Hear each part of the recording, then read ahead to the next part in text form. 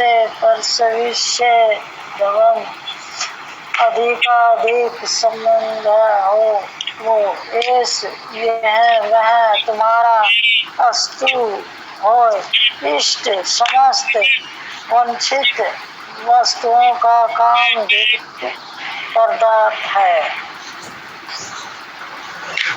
हरे कृष्ण। हरे कृष्णा। अखिल प्रभु जी।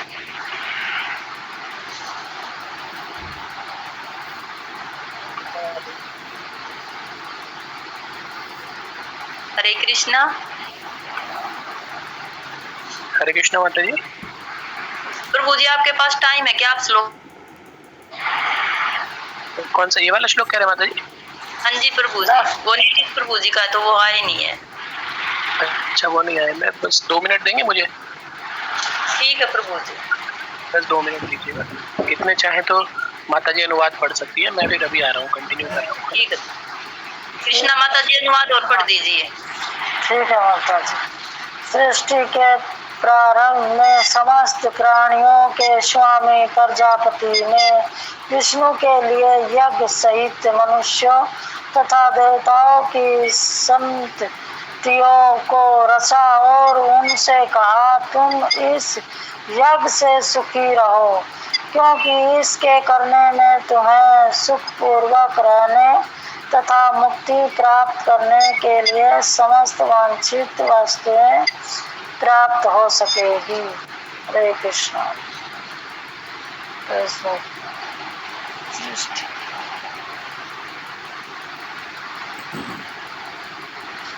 तो प्रजापति विष्णु ने ये सृष्टि तो ये ब्रह्मा जी ने रची थी ना,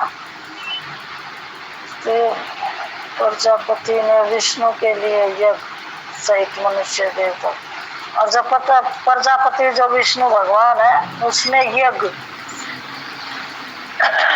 सहित मनुष्य तथा देवताओं की संततियों के रचा और उनसे कहा।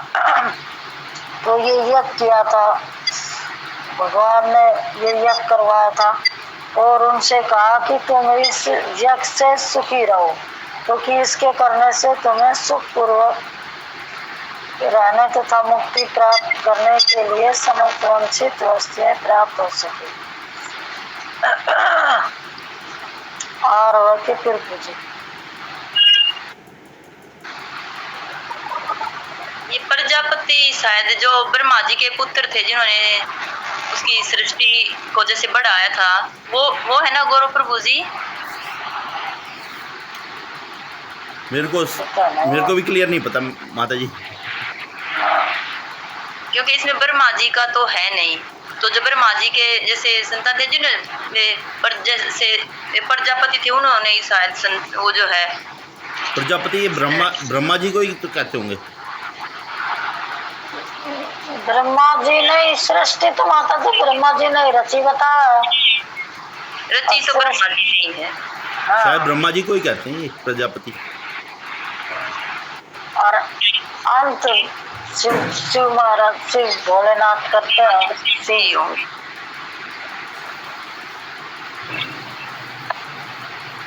अब इसीलिए तो प्रभु जी ये श्लोक इतना ऐसा है कि हम कर नहीं सकते, खिल प्रभु जी तो अच्छे से क्लियर कर देंगे, पढ़ने का भी कोई फायदा नहीं है। यही तो बात है, जो जिस चीज का बारे में पता ना हो तो पढ़ने से क्या फायदा, पता भी होना चाहिए। हरे कृष्णा। हरे कृष्णा। हाँ जी प्रभु जी आप शुरू कर दीजिए, मंगलाचरण हो गया है। ठीक है। अच्छा मेरी आवाज तो ठीक आ रही है? आवाज ठीक है मेरी? हाँ जी प्रभु जी ठीक है प्रभु जी। ठीक है ना जी। गौरव प्रभु जी रिकॉर्डिंग कर लेना। कर रही है मैम, कर वो माता जी कर रही। श्लोक संख्या 10। यज्ञा प्रजा दृष्ट्वा पुरोवाच प्रजापतिः अनेन सदृश्य द्वेमेष वो अस्ति नष्टकं कामधुक्। सह के साथ यज्ञों प्रजा संततियों सृष्टवा रचकर पूरा प्राचीन काल में उवाचा कहा प्रजापति ही जीवों के स्वामी ने अनेन इससे प्रस्विष्यध्वम अधिकाधिक समृद्ध हो। एष यह व तुम्हारा अस्तु होए इष्ट समस्त वांछित वस्तुओं का कामधुक प्रदाता। अनुवाद एवं तात्पर्य श्रील प्रभुपाद के द्वारा। श्रील प्रभुपाद की जय। तो अनुवाद में प्रभुपाद कह रहे हैं, सृष्टि के प्रारंभ में समस्त प्राणियों के स्वामी प्रजापति ने विष्णु के लिए यज्ञ सहित मनुष्यों तथा देवताओं की संततियों को रचा और उनसे कहा, तुम इस यज्ञ से सुखी रहो, क्योंकि इसके करने से तुम्हें सुखपूर्वक रहने तथा मुक्ति प्राप्त करने के लिए समस्त वांछित वस्तुएं प्राप्त हो सकेंगी। तो बहुत सुंदर अनुवाद प्रभुपाद जी ने दिया। तो प्रभुपाद बताते हैं इस वाले श्लोक में कि जब सृष्टि का प्रारंभ हुआ, जब सृष्टि आरंभ की किसने? भगवान ने, ठीक है। और भगवान ने निर्देश किसको दिया? प्रजापति, है ना। प्रजापति जिन्होंने क्या करा? भगवान के निर्देश पर क्या करा? सृष्टि का प्रारंभ किया, ठीक है। और यहाँ पर प्रजापति कौन है? ब्रह्मा जी। तो ब्रह्मा जी को आदेश दे रहे हैं भगवान कि आप क्या करेंगे? सृष्टि की रचना करेंगे, आप सृष्टि करेंगे। तो वो क्या कर रहे हैं? भगवान के निर्देश पर उन्होंने सृष्टि की रचना करी और वो क्या कर रहे हैं कि विष्णु के लिए यज्ञ सहित मनुष्यों तथा देवताओं की संततियों को रचा। तो उन्होंने क्या करा? समस्त देवताओं को, साथ ही साथ क्या करा? मनुष्यों को, और विष्णु के लिए जो यज्ञ है उनको रचा, है ना, उनकी रचना करी उन्होंने। और वो क्या कहते हैं? ब्रह्मा जी जो प्रथम है, प्रजापति हैं, वो कह रहे हैं कि तुम इस यज्ञ से सुखी रहो, है ना। तो वो क्या कह रहे हैं संततियों को, है ना, प्रजा को, कि आप ये जो मैं यज्ञ की रचना कर रहा हूँ, इस यज्ञ से आप कैसे रहिए? सुखी रहिए, क्योंकि इनके करने से या इसके करने से तुम्हें सुख पूर्वक रहने तथा मुक्ति प्राप्त करने के लिए वांछित वस्तुएं प्राप्त हो सकेंगी, है ना। तो वो यज्ञ की रचना क्यों कर रहे हैं? क्योंकि उनको मालूम है कि आगे जाकर के ये सब अवांछित कार्य करेंगे और वो जो कार्य है वो उनको क्या करेंगे? बंधन में डालेंगे। तो इसी के लिए उन्होंने क्या करा? शुरू में ही क्या करा? प्रारंभ में ही यज्ञ की रचना भी करी, है ना, ताकि, और उनको निर्देश भी दिया कि यदि आप इसका पालन करें, इन यज्ञों का पालन करेंगे, इन यज्ञों को ठीक से करेंगे, तो आप क्या रहेंगे? सुखी रहेंगे, ठीक है। सुखी रहने का मतलब क्या है? कि आपको जो भी जो है दुख प्राप्त होंगे, है ना, अवांछित कार्य करने से, है ना, विकर्म करने से, है ना, और कर्म करने से। क्योंकि व्यक्ति क्या करता है? 3 प्रकार के कर्म करता है, या तो कर्म करता है वो, या वो विकर्म करता है, या वो अकर्म करता है। केवल अकर्म है जो हमें कर्म बंधन से जो है मुक्त कर सकता है। बाकी चाहे वो कर्म करे चाहे वो विकर्म करे, ये दोनों क्या है? कर्म बंधन में बांधते हैं। और ब्रह्मा जी क्योंकि इनको जो है पूरा का पूरा ज्ञान था, आदि त्रिकाल जो है, त्रिकाल जो काल है, त्रिकाल है, उनको ज्ञान था। तो ब्रह्मा जी जानते थे कि मनुष्य से आगे जाकर के बहुत सारे अवांछित कार्य होंगे। तो उन्होंने उसका जो सॉल्यूशन है, उसका जो समाधान है, पहले ही दिया कि आप यज्ञ अगर करेंगे तो आपको क्या होगा? उस कार्यों से मुक्ति मिलेगी। देखिए, कर्म मीन्स कोई भी कार्य जो हम शास्त्रोक्त कार्य करते हैं, सकाम कर्म करते हैं, उन सकाम कर्मों से क्या मिलेगा? या तो हमें क्या मिलेगा? पुण्य मिलेगा, है ना। सकाम कार्य को जब हम करेंगे तो उससे क्या है? हमें पुण्य मिलेगा। पुण्य क्या करेगा? हमें कर्म बंधन में बांधेगा, है ना। कर्म बंधन में बंधने से क्या होगा? उस पुण्य का फल भोगने के लिए पुनः जन्म लेना पड़ेगा। अब पुनः जन्म लेने के लिए क्या है? पुण्य के फल को भोगने के लिए व्यक्ति स्वर्ग जा सकता है। अब अगर वो स्वर्ग गया तो जब जाकर के उसके पुण्य खत्म हो जाएंगे तो उसको पुनः उस धरती पर वापस आना पड़ेगा, मृत्यु लोक में दोबारा आना पड़ेगा। क्योंकि शास्त्र क्या कहते हैं? क्षीयन्ते पुण्य मृत्यु लोकम विशन्ति, यानी कि जब जब हम पुण्य करते हैं, उस पुण्य के फल को भोगने के लिए व्यक्ति स्वर्ग में जाता है, और जब स्वर्ग में उसके पुण्य खत्म हो जाते हैं तो उसको वापस कहाँ? मृत्यु लोक पर आना पड़ता है जन्म लेकर के। तो इसीलिए जो एक भक्त है वो क्या है? कभी भी स्वर्ग लोक की कामना नहीं करता, कभी भी पुण्य के कार्यों में ज्यादा उसका रुचि नहीं होती, है ना। क्योंकि उसको मालूम है कि पुण्य क्या करेगा? ये मुझे कर्म बंधन में बांधेगा, है ना। तो इसलिए वो कभी पुण्य की तरफ नहीं जाता, है ना। भक्त कभी नहीं चाहता कि वो पाप करे, कभी नहीं चाहता कि वो पुण्य करे, है ना। लेकिन जो सामान्य जन है वो क्या करते हैं? अधिकतर सकाम कर्म में प्रवृत्त होते हैं। जैसे कि हमने देखा था ना, वेदों का हमने वर्णन देखा था, पुष्पिता वाचम, यानी कि जो सामान्य व्यक्ति है वो क्या करता है? हमेशा कुछ ऐसे कार्य करता है जिस कार्य से उसको क्या हो? पुण्य का लाभ हो, उसको पुण्य मिले, है ना। वेदों का एक सेक्शन है, पूरा एक खंड है जो पूरा सकाम कर्म के ऊपर बिल्कुल जो है पूरी तरह केंद्रित है, सकाम कर्म के ऊपर। और अधिकतर जो मनुष्य है वो क्या करते हैं? वेदों के उसी हरे कृष्ण प्रभु जी, सेक्शन है। हरे कृष्णा प्रभु जी। अब थोड़ी सी क्लियर नहीं आ रही आवाज कम आ रही है? एक सेकंड रुकिएगा प्रभु। अच्छा अब ठीक है, अब ठीक है।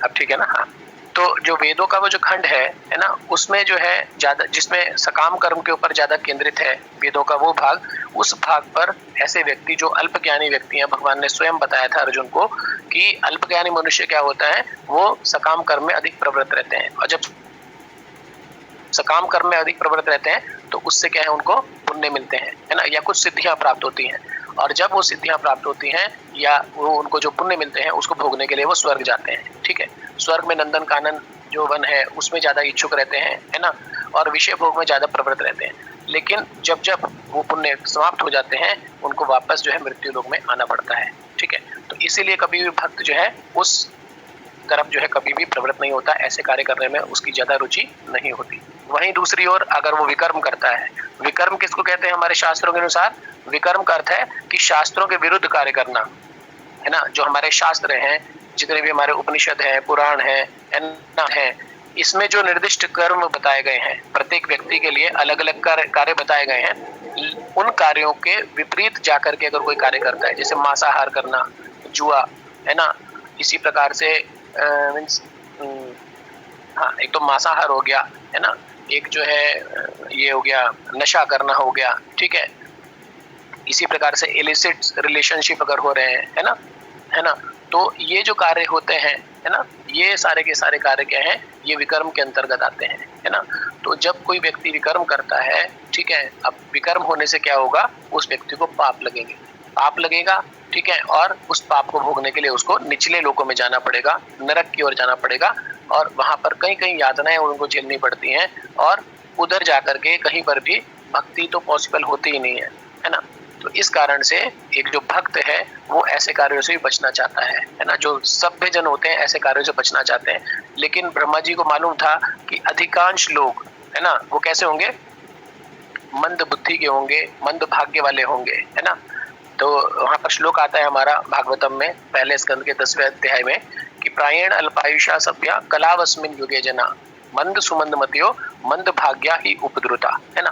तो ये सब होने वाला है कलयुग में, ब्रह्मा जी पहले से ही जानते थे, तो उन्होंने इसकी मुक्ति का साधन पहले से ही दिया, और उन्होंने कहा कि अगर आप यज्ञ के रूप में कार्य करेंगे तो आप सुखी रहेंगे और आपको वांछित जो वस्तुएं हैं वो सारी की सारी प्राप्त हो सकेंगी। अब वांछित वस्तुएं क्या हो सकती हैं, बहुत सारे लोग वांछित वस्तु क्या चाहेंगे, कुछ लोग पुण्य चाहेंगे तो पुण्य भी मिल जाएंगे उनको यज्ञ से, कुछ लोग मुक्ति चाहेंगे उनको मुक्ति भी मिल जाएगी, और जो भक्त है वो क्या चाहेगा, भगवत धाम चाहेगा, उसको भगवत धाम भी मिल जाएगा।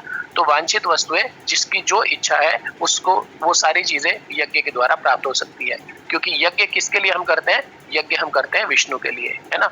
विष्णु अर्थात कृष्ण जो कि क्या है, क्रिएटर है ना।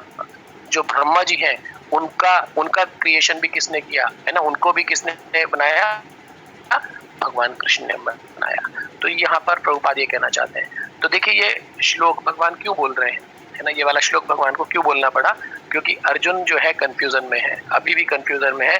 उन्होंने दूसरे अध्याय में भगवान ने सारी चीजें लगभग संक्षेप में सब बता दी, लेकिन अर्जुन का मोह अभी भी दूर नहीं हुआ, है ना। और इसीलिए भगवान ने पहले श्लोक से लेकर के 9वें श्लोक तक, तीसरे अध्याय का जो पहला श्लोक है, दूसरा श्लोक है, उसमें अर्जुन ने अपनी जिज्ञासा प्रस्तुत करी, और भगवान तीसरे श्लोक से 9वें श्लोक तक लगातार अर्जुन को कर्म के लिए प्रवृत्त करने के लिए बता रहे हैं कि किस प्रकार आप कर्म में प्रवृत्त हो, है ना।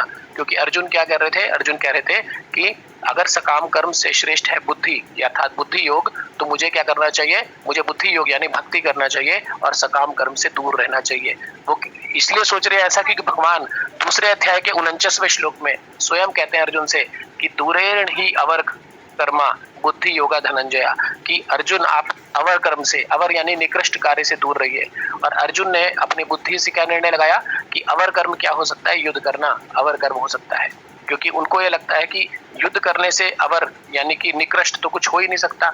लेकिन अर्जुन अभी ये नहीं समझ पाए कि अर्जुन ने क्या बोला कि मैं बुद्धि योग करना चाहता हूँ, मैं भक्ति करना चाहता हूँ, मैं सकाम कर्म यानी युद्ध से बचना चाहता हूँ।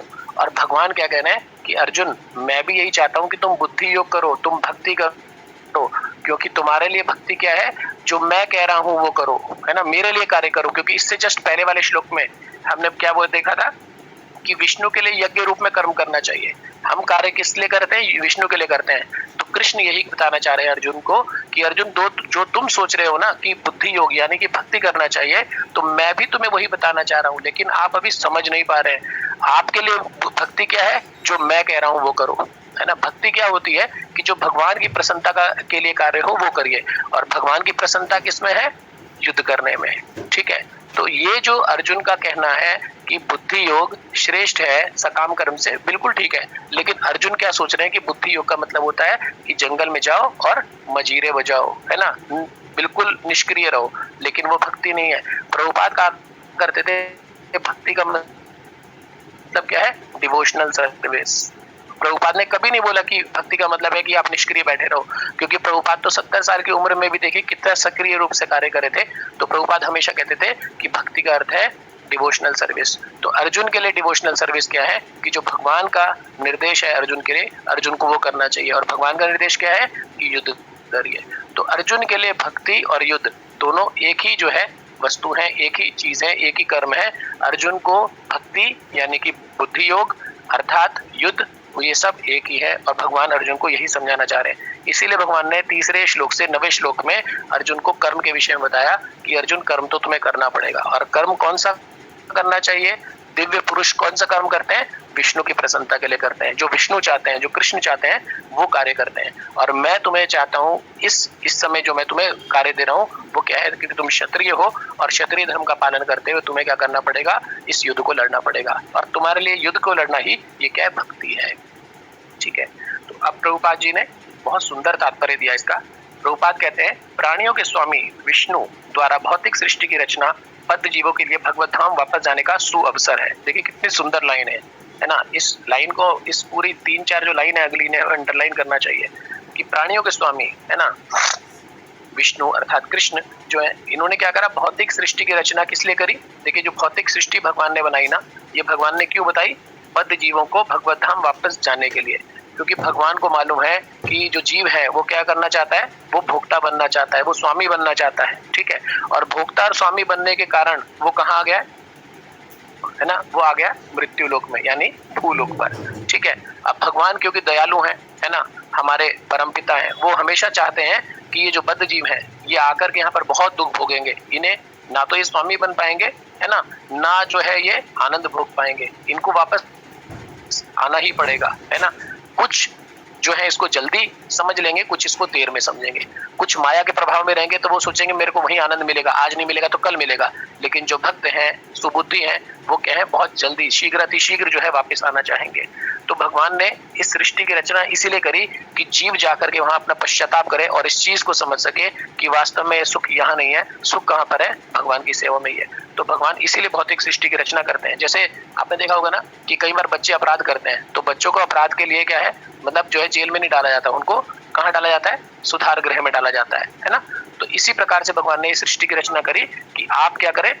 जाइए वहां पर जाकर के देखिए और पश्चाताप करिए, ऐसे कर्म करिए जिससे आप वापस भगवत धाम आ सकें। और कौन सा कर्म करें? भगवान ने वो कर्म भी बता दिया, यज्ञ के रूप में कर्म करिए, है ना, ठीक है। तो नेक्स्ट लाइन में प्रभुपाद बोल रहे हैं इस सृष्टि के सारे जीव प्रकृति द्वारा बद्ध हैं, है ना, क्योंकि उन्होंने श्री भगवान विष्णु या कृष्ण के साथ अपने संबंध को भुला दिया है, ठीक है। तो पहली चीज, यहाँ हम हैं क्यों? हम यहाँ पर क्यों हैं? क्योंकि हमने क्या करा है? अपना जो संबंध है भगवान के साथ, उस संबंध को भुला दिया है। और इस कारण से हम क्या है? माया के प्रभाव में आ गए हैं और माया ने हमें क्या कर रखा है? बांध रखा है। तो हम सब इसीलिए बद्ध जीव कहलाते हैं, क्योंकि हम आनंद लेना चाहते हैं, हम स्वामी बनना चाहते हैं इस सृष्टि में आकर के, और माया के प्रभाव में आकर के हम क्या हो गए? हम कृष्ण के साथ हमारी विस्मृति हो गई, कृष्ण के साथ जो हमारा संबंध है उसको हम भूल जाते हैं।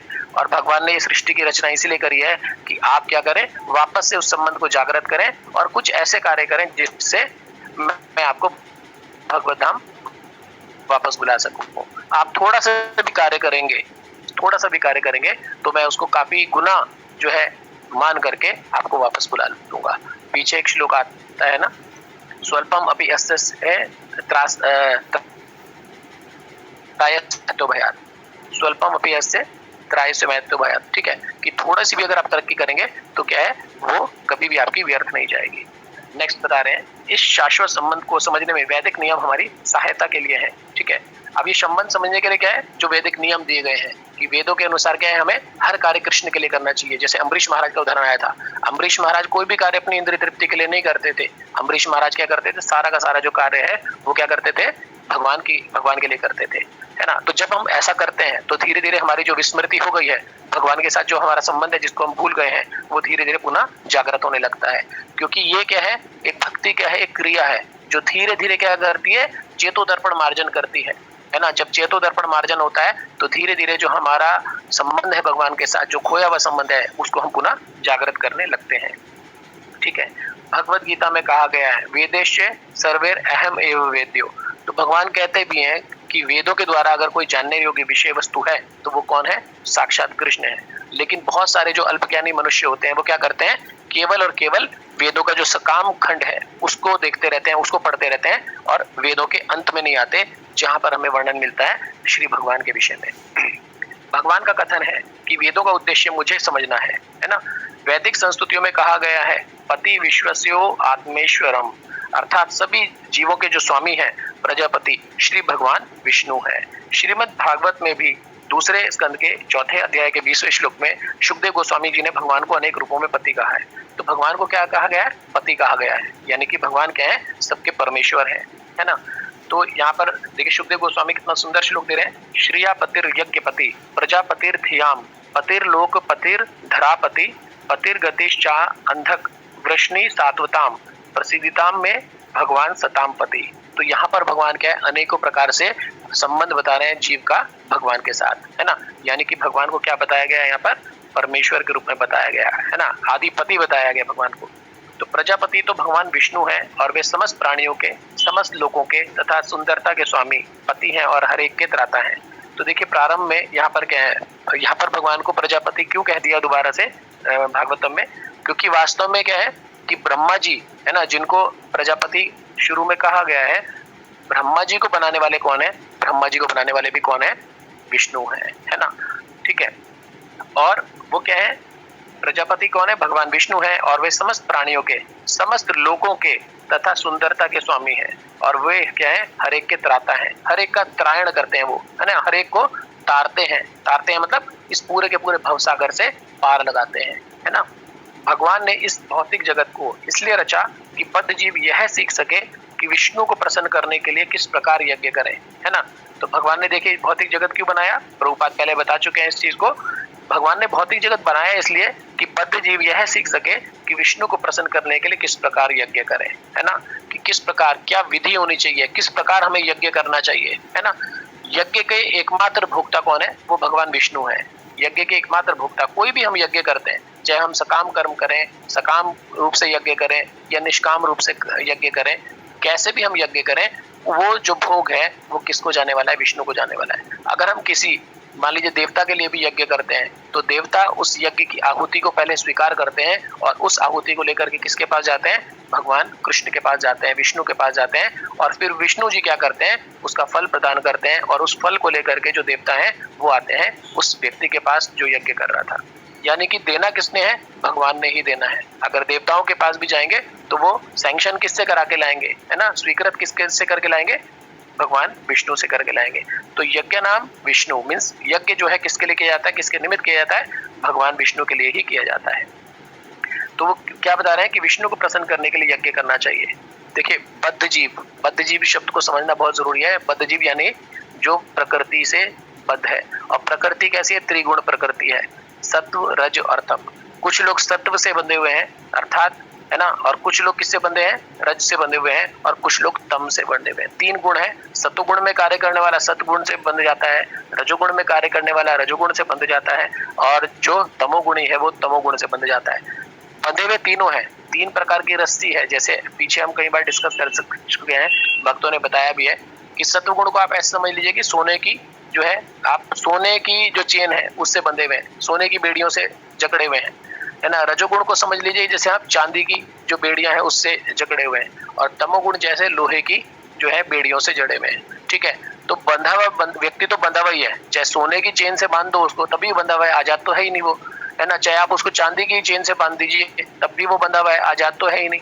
और ऐसे ही लोहे की चेन से बंधा हुआ व्यक्ति है, वो भी क्या है, बंधा हुआ है, आजाद नहीं है। लेकिन हमारी दुर्भाग्य क्या है कि हमें लगता ही नहीं कि हम बंधे हुए हैं, है ना। ये जो भौतिक जगत है ना, ये वास्तव में जेल है। लेकिन बहुत सारे व्यक्ति जो अल्पज्ञानी, उन्हें लगता ही नहीं कि वो जेल में, वो तो सोचते हैं कि हम यहाँ आनंद के लिए हैं, ये सब कुछ मेरा है, मैं स्वामी हूँ, मैं भोगता हूँ, है ना। लेकिन भक्ति के द्वारा, यज्ञ के द्वारा, जब यज्ञ के रूप में कर्म किए जाते हैं, तो ये जो विस्मृत हमारा भाव है, जो हमारा खोया हुआ संबंध है भगवान के साथ, उसको हम जागृत कर पाते हैं, है ना। तो भगवान ने इस भौतिक जगत को इसलिए रचा कि बद्धजीव यह सीख सकें कि विष्णु को प्रसन्न करने के लिए किस प्रकार यज्ञ करें। ये भौतिक जगत बनाया भगवान ने इसलिए कि यहाँ पर जब कष्ट आएंगे तो कहीं ना कहीं वो भक्ति की तरफ आएगा, कुछ संबंध उसका जागृत होना शुरू होगा। और जब यज्ञ के रूप में कार्य करेगा, भले ही वो अपनी प्रसन्नता के लिए करे, लेकिन जब वो यज्ञ के रूप में कार्य करेगा तो धीरे धीरे क्या होगा, चेतु दर्पण मार्जन होना स्टार्ट होगा और वो अपने खोए हुए संबंध को धीरे धीरे जागृत करने लगेगा, ठीक है। और जिससे कि वह जगत में चिंता रहित होकर सुख पूर्वक रह सके और इस भौतिक देह का अंत होने पर भगवत धाम जा सके, ठीक है। अब जब वो यज्ञ के रूप में कार्य करेगा तो क्या होगा, वो सुख पूर्वक रह सकता है, क्योंकि हम क्या है, भगवान के अंश हैं। जीवात्मा क्या है, भगवान का अंश है, ठीक है। और अंश किसका है, कृष्ण का अंश है। तो जब तक वो जीवात्मा कृष्ण की सेवा में नहीं लगेगी, उसको सुख नहीं मिलेगा, वास्तविक सुख नहीं मिलेगा। जब तक हम भगवान की सेवा में नहीं लगेंगे, हमें वास्तविक सुख नहीं मिलेगा। ये बिल्कुल ऐसे ही है जैसे कि एक व्यक्ति रेगिस्तान में जल ढूंढता है ना। तो इसी प्रकार से जो अल्पज्ञानी मनुष्य हैं, जो विस्मृत जीव हैं, वो क्या कर रहे हैं, यहाँ पर इस भौतिक जगत में क्या तलाश रहे हैं, वो जल की तलाश, यानी जल रूपी सुख की तलाश कर रहे हैं, जो उनको मिलेगा ही नहीं, है ना। लेकिन सुख वास्तव में कब मिल जाएगा, जैसे ही वो बद्धजीव भगवान की सेवा में लगेगा, उसको सुख मिलना आरंभ हो जाएगा। और ऐसा सुख जो अनंत काल तक रहने वाला है, जो शाश्वत है ना। और साथ ही साथ सबसे बड़ा लाभ क्या होगा कि जब इस भौतिक देह का अंत होगा तो वो कहाँ चला जाएगा, भगवत धाम चला जाएगा। तो भगवान इसीलिए कह रहे हैं कि यज्ञ रूप में कार्य करिए। जब आप यज्ञ रूप में कार्य करेंगे तो आपको सुख भी मिलेगा, जो पहली लाइन में बोला, वांछित वस्तुएं प्राप्त हो सकेंगी। वांछित वस्तु क्या है, पहला सुख और दूसरा घर वापसी, यानी कि भगवत धाम वापस जाना। तो दोनों चीजें प्राप्त हो सकती हैं केवल यज्ञ रूप में कर्म करने से। तो बद्ध जीव के लिए यही संपूर्ण कार्यक्रम है। तो भगवान ने ये बनाया ही इसलिए, पूरा का पूरा एक टोटल कंप्लीट पैकेज बना दिया भगवान ने इस भौतिक जगत को बना करके। यहाँ पर आइए, यज्ञ रूप में कार्य करिए, प्रसन्नता लीजिए, सुख का अनुभव करिए और अल्टीमेट सुख को प्राप्त करने के लिए भगवत धाम वापस आइए। तो यज्ञ करने से अब होता क्या है, यज्ञ करने से बद्ध जीव क्रमशः कृष्ण भावना भावित होते हैं और सभी प्रकार से देवतुल्य बन जाते हैं, है ना। तो यज्ञ करने से देखिए आगे क्या लाभ बता रहे हैं भगवान, कि पहली चीज तो कृष्ण भावना जागृत होने लगती है, चेतो दर्पण मार्जन होने लगता है, ठीक है। और जब कृष्ण भावना भावित व्यक्ति होने लगता है, सदा चिंतन रहता है भगवान का, 24 घंटे भगवान के बारे में सोचने लगता है और उसके अंदर देवताओं के गुण आने लगते हैं, ठीक है, देवतुल्य बनने लगता है। क्योंकि भगवान के साथ जब संबंध स्थापित होता है तो भगवान के अंदर जो असीमित शक्तियां हैं, असीमित गुण है, वो गुण जो है धीरे धीरे धीरे धीरे करके जो है उस व्यक्ति में आने लगते हैं और वो देवताओं के गुण जो है ग्रहण करने लगता है। बिल्कुल वैसे ही है ना। जैसे आप एक चुंबक को एक लोहे की छड़ के साथ रखें तो धीरे धीरे करके क्या होता है, उस लोहे की छड़ में जो है चुंबक के गुण आने शुरू हो जाते हैं। इसी तरह से जब व्यक्ति भगवान के लिए कार्य करता है, अर्थात भगवान के साथ संबंध स्थापित करता है, भगवान का पवित्र नाम जपता है ना, तो उसके अंदर क्या है, धीरे धीरे भगवान के गुण आने शुरू हो जाते हैं। जो गुण हमारे अंदर नहीं थे वो गुण धीरे धीरे करके भगवान के आने शुरू हो जाते हैं, है ना। क्योंकि शास्त्रों में कहा गया है, अभिन्नत्वम नाम नामिनो, भगवान के नाम में और भगवान के स्वयं भगवान में, जो अर्च विग्रह में या भगवान के स्वयं के व्यक्तित्व में कोई अंतर नहीं है। अभिन्नत्वम नाम नामिनो, तो अगर केवल कोई व्यक्ति बहुत पवित्र नाम का भी उच्चारण करता है लगातार, तो भी उसके अंदर जो है भगवान के जो गुण है वो आने शुरू हो जाते हैं। कलयुग में वैदिक शास्त्रों ने संकीर्तन यज्ञ अर्थात भगवान के नामों के कीर्तन का विधान किया है और इस दिव्य विधि का प्रवर्तन चैतन्य महाप्रभु द्वारा इस युग के समस्त लोगों के उद्धार के लिए किया गया। कितना सुंदर बता रहे हैं कि यज्ञ तो बहुत सारे हैं, बहुत सारे यज्ञ हैं इस सृष्टि में। सतयुग में क्या था, सतयुग में तपस्या होती थी, है ना, तपस्या के द्वारा जो है भगवान की प्राप्ति होती थी। फिर आया त्रेता युग, त्रेता युग में क्या है, यज्ञ होने लगे, बड़े बड़े यज्ञ होते थे। आज के युग में संभव नहीं है क्योंकि ब्राह्मण नहीं मिलेंगे, आपको उचित सामग्री नहीं मिलेगी, व्यक्ति के पास उतनी बुद्धि नहीं है, समय भी नहीं है ना, धन भी नहीं है। तो उस समय क्या है, बड़ी बड़ी यज्ञ हुआ करते थे, यज्ञ के द्वारा जो है प्रसन्न होते थे भगवान और तब जाकर के भगवत प्राप्ति होती थी, है ना। सतयुग में कई कई हजारों साल तक तपस्या करनी पड़ती थी, तब जाकर के भगवत प्राप्ति होती थी। फिर आया द्वापर युग, द्वापर युग में क्या है, अर्च विग्रह की सेवा का नियम आया, कि आप अर्च विग्रह की सेवा करेंगे, पंचरात्रि की विधि से षोडशोपचार के द्वारा भगवान की सेवा करेंगे, तब जाकर के भगवत प्राप्ति होगी।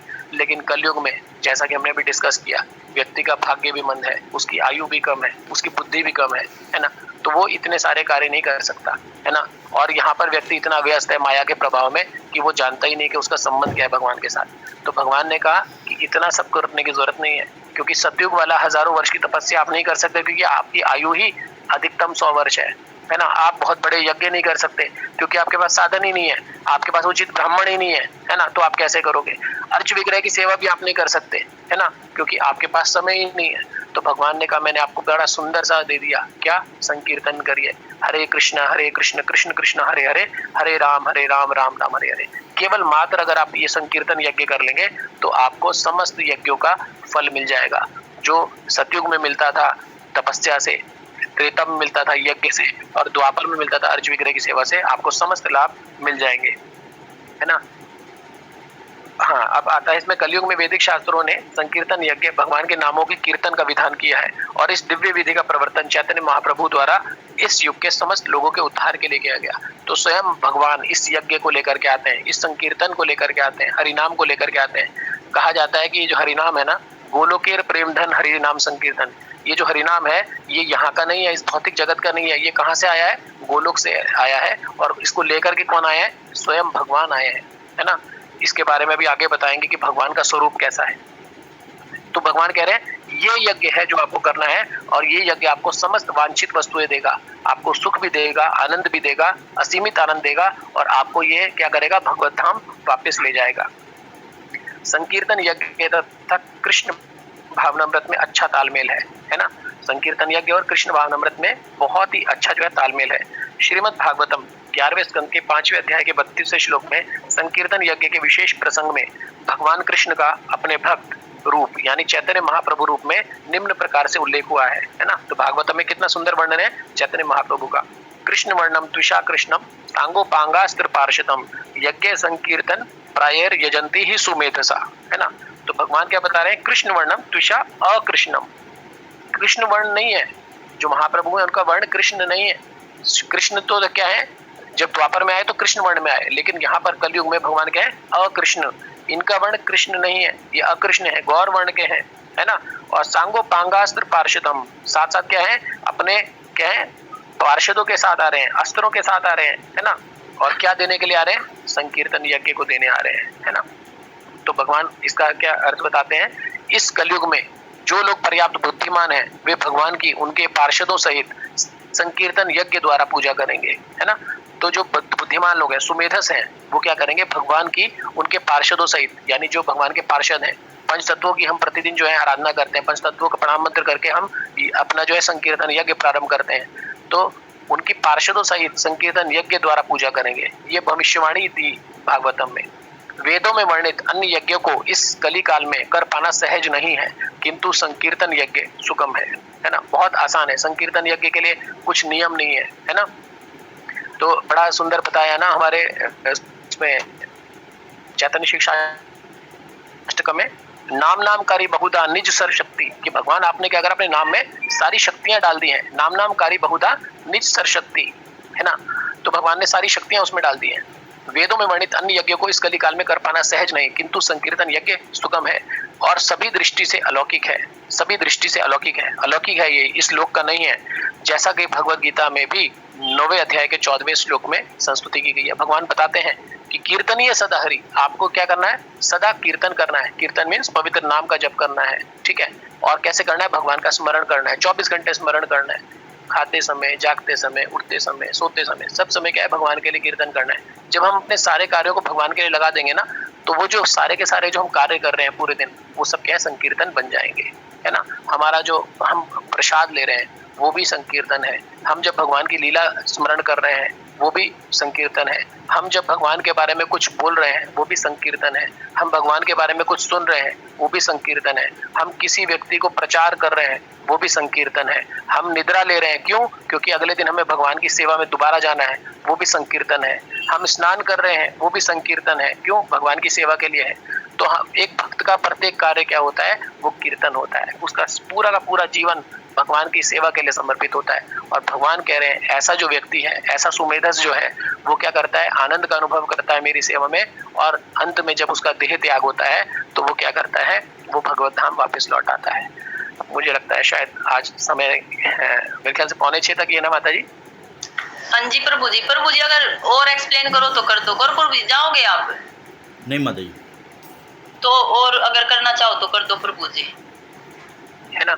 तो यहाँ पर जो भगवान ने संकीर्तन के विषय में बताया, और साथ ही साथ भगवान ने बताया कि एक भक्त, जैसे अम्बरीश महाराज का उदाहरण लीजिए आप, है ना, तो ये क्या करते हैं, ये मुख्य रूप से क्या है, इनका एक ही उद्देश्य है कि एक विष्णु की प्रसन्नता, कृष्ण की प्रसन्नता के लिए कार्य करते हैं।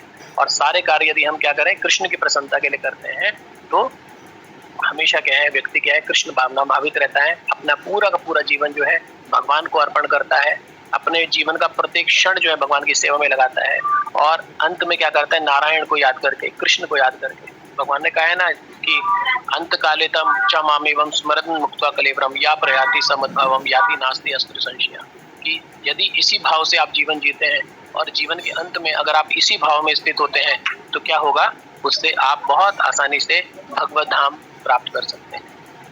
हरे कृष्णा।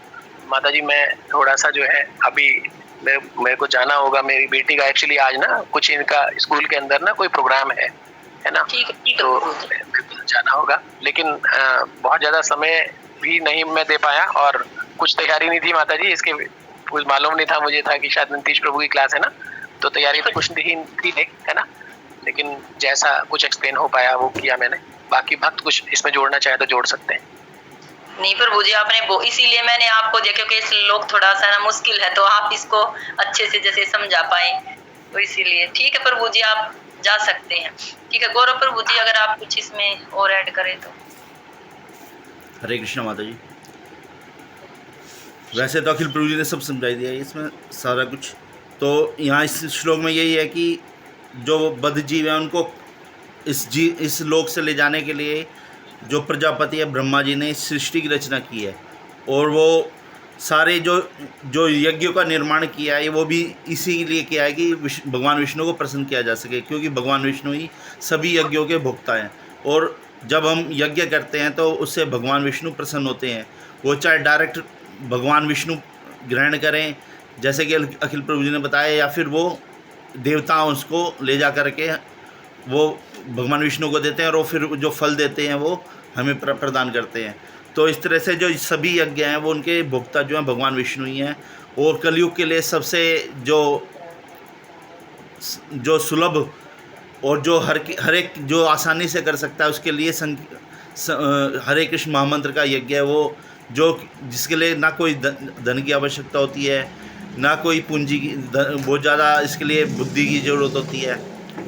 जब चैतन्य महाप्रभु से एक बार प्रकाशन सरस्वती कहते हैं कि आप कैसे ये हर समय जो है इस तरह से मतलब जो है इसमें लगे रहते हैं हर समय संकीर्तन में, या इसमें जो मतलब अब उसके लिए तो प्रभु वो कहते हैं चैतन्य महाप्रभु के मेरे गुरु ने मेरे को बुद्धिहीन समझ करके मेरे को यही कहा है कि तुम जो है हरे कृष्ण महामंत्र का जप करो। तो कहने का मतलब यही है कि जो कलयुग है उसमें ना तो किसी के पास अधिक पर्याप्त धन होता हर एक के पास, और ना ही न संसाधन होते, ना वो ब्राह्मण इस तरह के हैं कि वो यज्ञ को संपन्न कर सकें। तो कलयुग में जो है सबसे सुलभ और सबसे आसान तरीका है हरे कृष्ण महामंत्र का जप करना। ये जो हरि नाम संकीर्तन है यही हमें भगवान तक ले जाने के लिए, भगवत धाम ले जाने के लिए प्राप्त है। तो हमें हरे कृष्ण महामंत्र का जप बड़े ध्यानपूर्वक करना चाहिए, जैसे कि हमारे गुरु महाराज जी भी कहते हैं कि हरे कृष्ण महामंत्र का जप बड़े ध्यानपूर्वक सावधानी से करना चाहिए, और प्रभुपाद जी की लिखी पुस्तकों का बड़े ही गंभीरता से हमें उनका अध्ययन करना चाहिए। तो यही है माता जी इसका कि कलयुग के लिए सबसे जो साकार और सबसे सुलभ जो हमारे लिए है यज्ञ वो हरे कृष्ण महामंत्र है। हरे कृष्ण माता जी। हरे कृष्णा प्रभु जी। प्रभु जी ये टाइम तो कुछ सूट नहीं कर रहा, क्या करें? अब देखो ऐसी क्लास हो रही है, कुछ मजा सा नहीं आ रहा, सबके कैमरे ऑफ हैं, तो क्या करें फिर टाइम का बताओ। माता जी जैसे हरकेश माता जी भी गई हुई हैं आज भी। हाँ जी प्रभु जी। प्रभु जी कैमरा देख खोल के कर देखना, माता जी सुन तो रहे हैं ना। अरे माता जी सुन तो रहे हो आप, लेकिन देखो एक तो सब एक्सप्लेन करें। अब जिसकी अब जैसे अब सोचो, मैं कल आज जाने की सोच रही थी, लेकिन नहीं, जब कल अगर मैं जाऊंगी तो फिर मैं क्लास सुनूंगी या क्लास को ध्यान तो नहीं दे सकते ना प्रभु जी। और तारकेश्वर प्रभु जी क्यों नहीं आ रहे प्रभु जी? बात हुई आपकी उनसे? मेरी बात नहीं हुई माता जी। चलो ठीक है, मैं दिन में देखती हूँ। तो मैं ये सोच रही हूँ कि जैसे हमने क्लास की करी थी कि 8:30 बजे से और 9:15 बजे तक रात में, तो बुधवार की हम एक दिन छुट्टी कर लेंगे। हरे कृष्ण। ऐसा हो तो सकता माता जी, लेकिन वो जो है ना उस टाइम हरे हम कृष्ण। घर पे जो है ना 2 ग्रुप हैं और बाकी के भी, तो उनकी भी क्लास उसी टाइम होती है। किस टाइम होती है प्रभु जी? जो ग्रुप 2 है, जो भाई का ग्रुप है ना, वो ग्रुप 1 है। भाई बहन वो जो है इसका भावना का ग्रुप है, ये तो होती है लगभग 9:30 से 10:30, और भाई का ग्रुप है वो 8:30 से 9:30 तक है। अच्छा, तो फिर इस टाइम में तो नहीं हो। और वो तीसरा ग्रुप जो हमारा जो हो जाएगा ना, फिर वो मोबाइल की भी दिक्कत रहेगी, फिर टाइम की भी दिक्कत रहेगी, बच्चों के ऊपर भी कोई ध्यान रखना चाहिए फिर जो है ना। नहीं वो तो है ही प्रभु, जब सारे बैठ जाएंगे तो अब संभालेगा कौन? बच्चे जो है ना वो इधर उधर लग जाते हैं फिर उसमें खेल कूद में। तो फिर अब क्या करे प्रभु जी, फिर बताओ।